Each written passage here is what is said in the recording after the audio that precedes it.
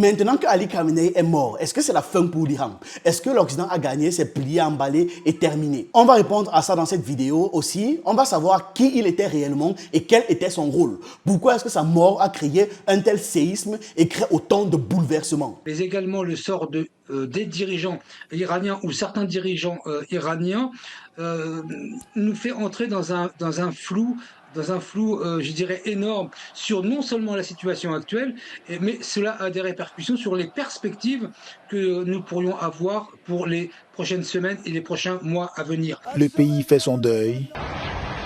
Oh my God. Ali Khamenei, c'était le dirigeant qui a duré le plus longtemps au Moyen-Orient et dans l'époque moderne, le dirigeant qui a le plus gouverné l'Iran. Abonnez-vous, likez et partagez, j'explique tout sur Penser le Monde. Quel est le rôle exact de Khamenei et pourquoi sa mort a créé un séisme? Pour pouvoir comprendre ce qui se passe, il faut commencer par le point le plus important. Ali Khamenei n'était pas juste un dirigeant iranien. Il était le guide suprême de la révolution islamique, le poste le plus élevé en Iran depuis 1989. En tant que guide, il exerçait un contrôle absolu sur l'ensemble du système politique iranien, judiciaire et militaire. Je dis bien absolu. Concrètement, il était le commandant en chef des forces armées, y compris des gardiens de la révolution islamique. Et il avait le dernier mot sur toutes les affaires, même les affaires étrangères. Il avait le dernier mot sur le programme nucléaire, sur les nominations clés, par exemple les juges ou les commandants militaires, et même sur les élections via le conseil des gardiens qu'il supervisait personnellement. Il gérait aussi un vaste empire économique à travers la fondation CETAB. On parle quand même d'une fondation estimée à 95 milliards de dollars, et il faisait la promotion de l'exportation de la révolution à travers l'axe de la résistance, c'est-à-dire avec des alliés comme le Hezbollah, les Houthis ou encore les milices irakiennes. Donc, maintenant, on doit savoir que change réellement sa mort pour l'Iran. Déjà, il y a un vide au pouvoir depuis 1989, ce n'est jamais arrivé. À court terme, ça signifie une instabilité accrue possible. L'économie, déjà fragilisée par les sanctions et l'inflation, pourrait empirer en cas de perturbation pétrolière. Le programme nucléaire et les proxys régionaux pourraient s'affaiblir en l'absence d'un leadership unifié, ce qui va fragiliser l'axe de la résistance là. Important que je précise, il n'y a pas de chute immédiate du régime. C'est faux. Tous ceux qui vont le dire, c'est faux. Le système iranien est conçu spécifiquement pour absorber ce genre de choc. Donc, il s'agit d'un tournant historique plus qu'autre chose. Un tournant qui peut entraîner un chaos régional, mais qui a de faibles probabilités si jamais le nouveau gars qui arrive, globalement, comprend le sujet, comprend ce qui se passe et surtout maintient la ligne de Khamenei. Aussi, une capitulation de l'Iran est très peu probable. L'Iran a déjà riposté avec des missiles sur Israël et sur les bases américaines. Les promesses de vengeance dévastatrices inquiète d'ailleurs l'Occident, étant donné que Donald Trump a demandé à ce que l'Iran ne riposte pas. Je dis aux forces armées des Iraniens que vous devez laisser tomber vos armes et alors là, vous serez sauvés, sinon vous allez mourir. Si vous arrêtez de vous battre, vous serez traités avec équité, sinon ce que vous avez devant vous, c'est la mort certaine. Je dis au peuple d'Iran que la liberté est proche. Restez dans des abris, ne sortez pas, c'est très dangereux. Il y aura des bombes qui tombent partout. Quand nous aurons fini, terminé, le gouvernement sera à vous pour prendre. Ce sera votre seule chance pendant des générations. C'est la seule occasion que vous avez. Avant de continuer, je vous rappelle que la Craft est disponible. Vous y trouverez ma formation YouTube, mais aussi des formations en dessin, montage vidéo, création de bandes dessinées, conception de miniatures YouTube et ainsi que des formations en technique d'animation utilisées par les grands studios. On y ajoute régulièrement de nouveaux contenus, notamment en programmation d'applications comme Netflix ou Shazam. Tout ça pour vous aider à développer des compétences vraiment valorisante. Le site internet évolue chaque jour. Les paiements sont déjà disponibles en Afrique. On travaille à intégrer les systèmes occidentaux. D'ailleurs, si vous pouvez nous aider en ce sens, contactez-nous. Voici le mail, voici le numéro. Je vous laisse le lien du site internet en description. Revenons au sujet. Le régime, bien que frappé, bien que sévèrement touché, reste résilient.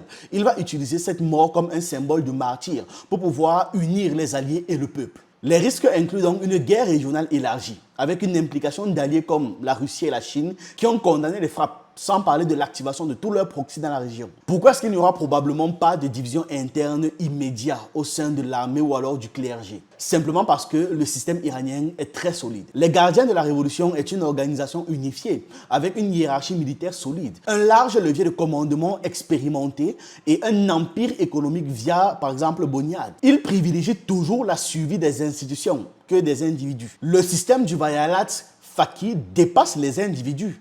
Exemple historique, c'est la transition rapide de Khomeini en 1989 à Khamenei. Ça a été hyper rapide, fluide et sans combat interne.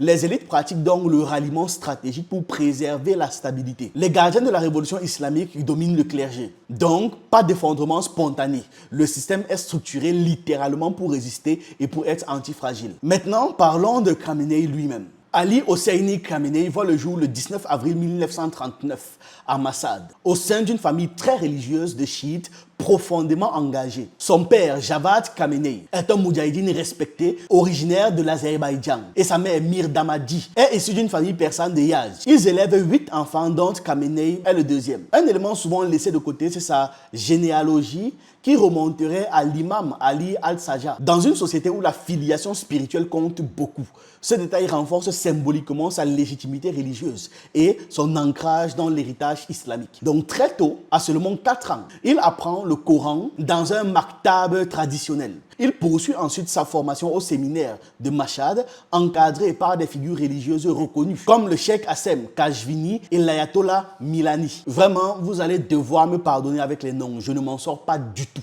Voilà. Mais son horizon intellectuel ne se limite pas au cercle religieux. Influencé par des intellectuels engagés et par le mouvement des sociétés adorateurs de Dieu, il s'intéresse aux idées de Marx, de Che Guevara, de Tito ou encore Ali Shariati.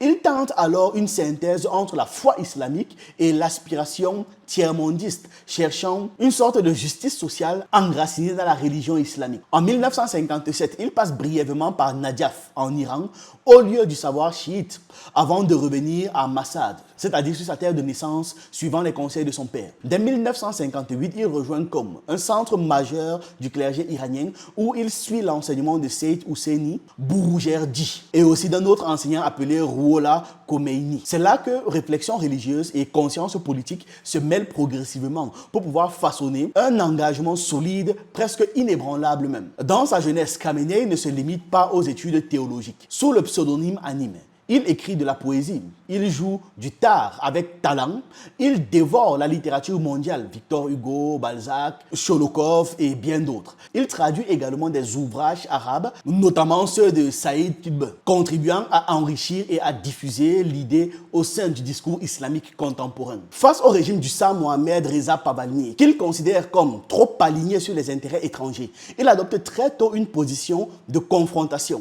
Dès les années 1960, il est arrêté à 6 reprises pour avoir diffusé des messages de contestation et encouragé la résistance. Il a également été exilé pendant 3 ans. Un point notable sur son histoire, il a qualifié très vite le Shah de marionnette américaine. Cette accusation devient le socle de son engagement anti-impérialiste. À ses yeux, défendre l'Iran, c'est avant tout préserver la souveraineté face aux influences extérieures. Lorsque la révolution islamique éclate en 1978, donc 1978-1979, il se rapproche étroitement de Rouhollah Khomeini. Il participe activement aux mobilisations qui aboutissent à la chute du régime impérial. Pour lui et ses partisans, il s'agit d'une victoire populaire contre une domination étrangère. Après la révolution, il prend la direction de l'Astan Koud Razavi en 1979. C'est une puissante fondation religieuse et caritative. Rapidement, il enchaîne les responsabilités. Vice-ministre de la Défense, superviseur des gardiens de la révolution islamique, puis imam de prière du vendredi à Téhéran en 1980. Donc très vite, il avance. Son influence grandit à mesure que la nouvelle république s'organise. Le 27 juin 1981 marque un tournant dramatique. Victime d'un attentat attribué aux moudjahidines du peuple, il est gravement blessé lorsqu'une bombe cachée dans un magnétophone explose. Son bras droit est paralysé. Ses cordes vocales et ses poumons sont touchés. Il va garder ses séquelles à vie. Malgré cette attaque, il continue de saluer et de serrer la main des gens de la main gauche. Un geste simple mais qui est symbolique.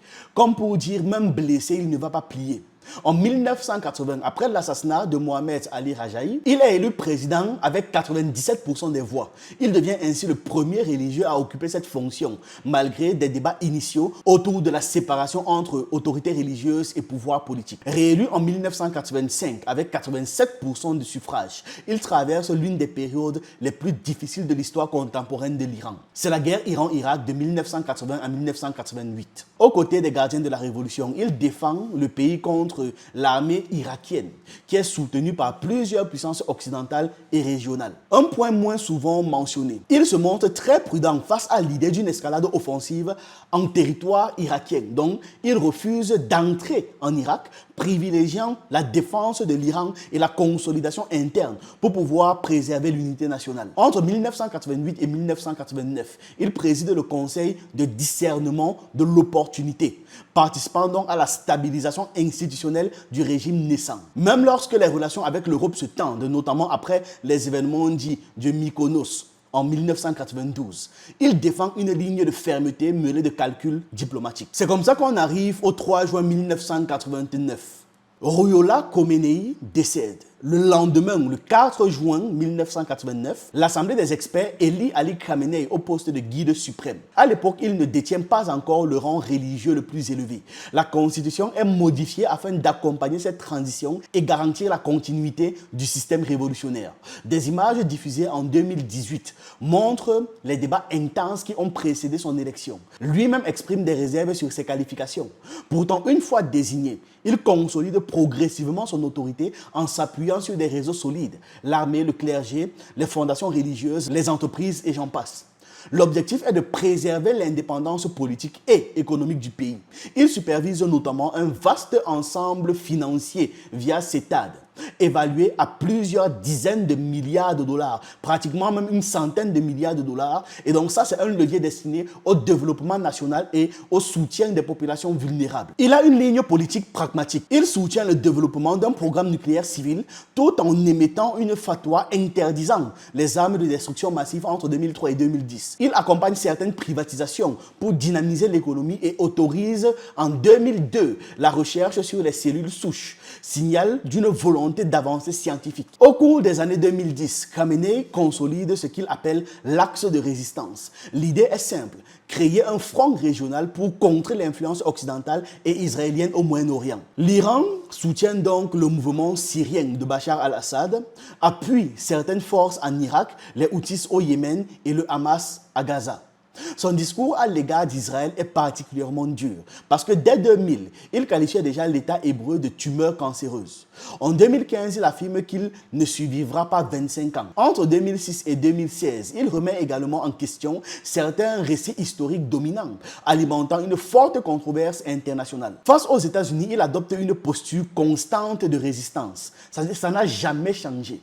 Les sanctions deviennent un outil d'unité nationale. L'adversité est transformée en levier politique. Plus la pression est forte, plus l'appel à la cohésion est martelé. Sur le plan personnel, sa santé devient aussi un symbole de résilience. En 2014, il subit une opération de la prostate, mettant fin aux rumeurs alarmistes. En 2022, il fait face à une occlusion intestinale. À chaque fois, il réapparaît publiquement, donnant l'image d'un dirigeant affaibli physiquement peut-être, mais toujours présent, fort et constant. En 2025, les tensions avec Israël culminent dans une confrontation de 12 jours au mois de juin. Khamenei dirige alors les opérations depuis un bunker sécurisé, déclarant à l'issue de l'épisode une victoire stratégique de l'Iran. En 2026, dans un contexte de pression intense, des frappes conjointes américano-israéliennes le prennent pour cible. Il meurt à 86 ans après 37 années passées au pouvoir depuis 1989. Jusqu'à la fin, il aura cultivé l'image d'un dirigeant inflexible qui a défendu la civilisation israélienne contre les agresseurs répétés, les agressions répétées et les attaques constantes des impérialistes. Il n'a jamais cédé. Son héritage est multiple. Il a renforcé l'appareil militaire défensif du pays, soutenu le développement scientifique du pays et consolidé le principe de gouvernance du juriste-consulte. C'est littéralement devenu la colonne vertébrale du système politique iranien. Donc, à travers les institutions comme l'université de Al-Mustafa, son influence intellectuelle intellectuel s'est diffusé bien au-delà des frontières iraniennes. Figure profondément agaçante pour l'élite occidentale, il est vu par ses soutiens comme un héros de la révolution et un symbole de la résistance pour ceux qui se sentent dominés sur la scène internationale. Un élément qui est souvent ignoré d'ailleurs, note très intéressante, c'est que il a laissé derrière lui 121 livres, 121 ouvrages qu'il a écrits. Ça témoigne donc d'une production intellectuelle abondante qui va prolonger son influence bien après sa disparition. Voilà, c'est ce que j'avais à partager avec vous dans cette vidéo. On se retrouve rapidement pour une prochaine.